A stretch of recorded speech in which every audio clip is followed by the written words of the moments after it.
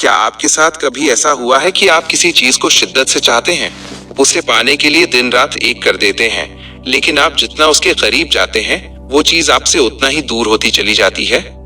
चाहे वो कोई रिश्ता हो, पैसा हो या फिर मन की शांति, जितना आप उसे कंट्रोल करने की कोशिश करते हैं वो उतना ही आपके हाथ से फिसलता जाता है। ठीक रेत की तरह। कभी सूखी रेत को मुट्ठी में कसकर पकड़ने की कोशिश की है? आप जितनी जोर से मुट्ठी भींचते हैं, रेत उतनी ही तेजी से उंगलियों के बीच से फिसल जाती है। लेकिन जैसे ही आप अपनी हथेली को खुला और शांत रखते हैं, रेत वहीं टिकी रहती है। दोस्तों, यही जीवन का सबसे बड़ा विरोधाभास है। इसे मनोविज्ञान में लॉ ऑफ रिवर्स एफर्ट या अध्यात्म में लॉ ऑफ डिटैचमेंट कहते हैं। आज का वीडियो आपकी सोच को हमेशा के लिए बदल देगा। आज मैं आपको बताऊंगा कि कैसे रुकने से आप पहुंच सकते हैं और कैसे छोड़ने से आप सब कुछ पा सकते हैं। अगर आप संघर्ष कर करके थक चुके हैं तो अगले 15 मिनट सिर्फ और सिर्फ अपने लिए निकालिए, क्योंकि आज हम उस रहस्य को जानेंगे जिसे 99% लोग नहीं जानते और इसीलिए वो जीवन भर भागते रहते हैं। सबसे पहले समझते हैं कि गलती कहाँ हो रही है। हम बचपन से सुनते आए हैं, कोशिश करने वालों की हार नहीं होती। ये सच है, लेकिन इसका एक दूसरा पहलू भी है जो हमें नहीं बताया गया।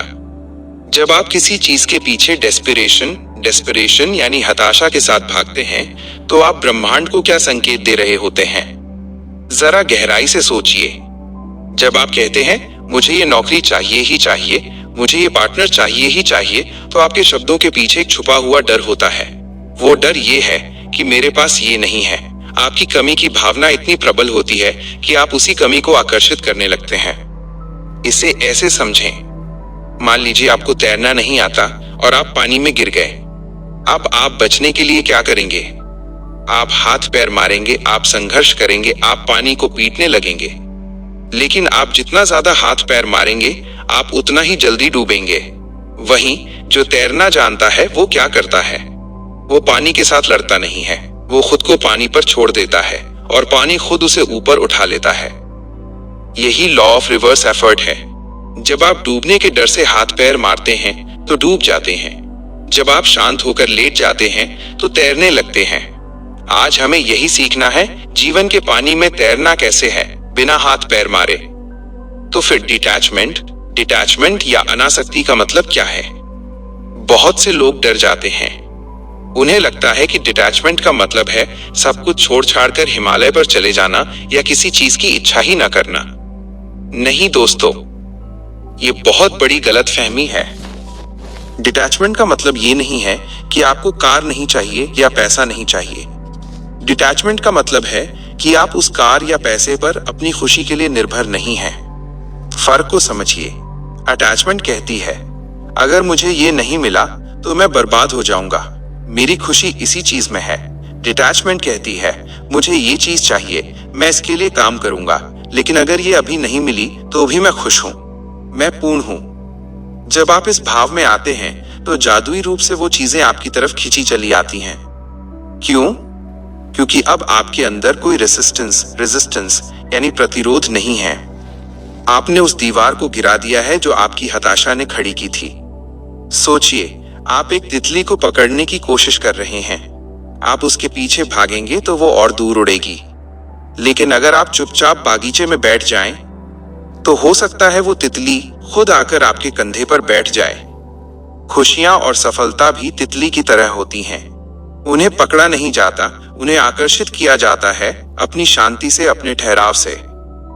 अब सवाल यह है कि इस डिटैचमेंट को हम अपनी रोजमर्रा की जिंदगी में, अपनी नौकरी में, अपने रिश्तों में कैसे अपनाएं?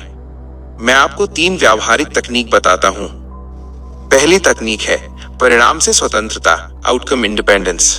भगवान कृष्ण ने गीता में कहा है कर्मण्येवाधिकारस्ते मा फलेषु कदाचन। इसका मतलब हम सब जानते हैं, लेकिन इसे अप्लाई कैसे करें? आज से जब भी आप कोई काम करें, चाहे वो इंटरव्यू देना हो, वीडियो बनाना हो या किसी को प्रपोज करना हो, अपने दिमाग में एक स्विच दबाएं। खुद से कहें मेरा काम सिर्फ तीर कमान से तीर छोड़ना है, निशाना लगेगा या नहीं ये हवाओं और ब्रह्मांड पर निर्भर है। जब आप रिजल्ट की चिंता छोड़कर प्रक्रिया से प्यार करने लगते हैं तो आपका काम बेहतरीन हो जाता है। और जब काम बेहतरीन होता है तो रिजल्ट अपने आप बेहतरीन आता है। यह एक विरोधाभास है और रिजल्ट चाहिए तो रिजल्ट के बारे में सोचना बंद करना होगा। दूसरी तकनीक है शायद की शक्ति, द मे बी माइंडसेट। हम बहुत जल्दी चीजों को लेबल कर देते हैं, ये बुरा हुआ, ये अच्छा हुआ। जब कोई चीज आपकी मर्जी के मुताबिक ना हो तो हताश होने के बजाय शायद का इस्तेमाल करें। एक पुरानी चीनी कहानी है। एक किसान का घोड़ा भाग गया। पड़ोसी आए और बोले, बड़ा बुरा हुआ। किसान ने कहा, शायद। अगले दिन वो घोड़ा जंगल से 10 जंगली घोड़ों को साथ ले आया। पड़ोसी बोले, वाह, किस्मत खुल गई। किसान ने कहा, शायद। फिर उसका बेटा जंगली घोड़े को साथते हुए गिर गया और पैर टूट गया। पड़ोसी बोले, बुरा हुआ। किसान ने फिर कहा, शायद। अगले दिन सेना आई और गांव के सभी जवानों को युद्ध पर ले गई, लेकिन टूटे पैर की वजह से किसान का बेटा बच गया। हमें नहीं पता कि आज जो रुकावट आपको लग रही है वो शायद आपको किसी बड़ी मुसीबत से बचाने के लिए हो। जब आप इस विश्वास के साथ जीते हैं कि जो हो रहा है मेरे भले के लिए हो रहा है, तो आप चीजों को जबरदस्ती कंट्रोल करना छोड़ देते हैं। तीसरी तकनीक है अपनी पकड़ ढीली करें, रिलीज द ग्रिप। दिन में एक बार सिर्फ 5 मिनट के लिए मानसिक रूप से अपनी हर इच्छा को ब्रह्मांड को सौंप दें। आंखें बंद करें और विजुअलाइज करें कि आप अपनी समस्याओं की पोटली अपने कंधों से उतारकर एक बहती हुई नदी में डाल रहे हैं। महसूस करें कि आप हल्के हो रहे हैं। खुद से कहें, हे ब्रह्मांड, मैंने अपना प्रयास कर दिया है, अब ये तेरी जिम्मेदारी है। तू जाने, तेरा काम जाने। यह समर्पण आपकी वाइब्रेशन को तुरंत कमी से प्रचुरता में बदल देता है और विज्ञान गवाह है, हाई वाइब्रेशन ही हाई रिजल्ट लाती है। दोस्तों, याद रखिए, जीवन कोई जंग का मैदान नहीं है जिसे जीतना ही है।